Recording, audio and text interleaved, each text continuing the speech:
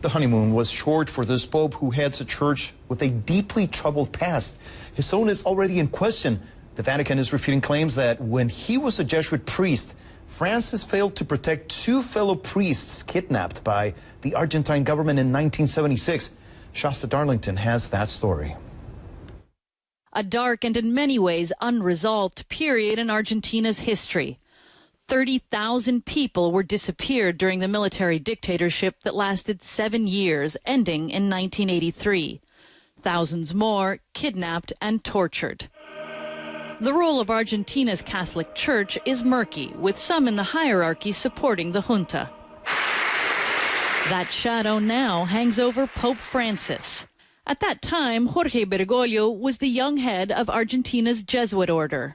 Gaston Chillier tracks human rights cases in the country. The designation of Cardinal Bergoglio generates doubts, basically because of situations related to the military dictatorship that were never clarified. Serious human rights violations, particularly the disappearance of two Jesuit priests.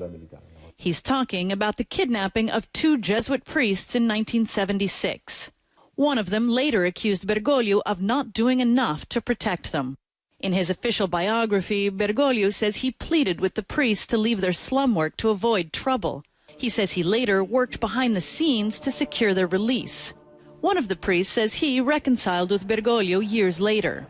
Few people blame Bergoglio for seemingly not standing up to the junta, but critics say he should have attempted to make amends for the church's role once it was over. It makes you think the complete complicity of the church's hierarchy continues even today, because from the Pope down, they've never mentioned it. Not this Pope or the last Pope or the one before that. They've never apologized.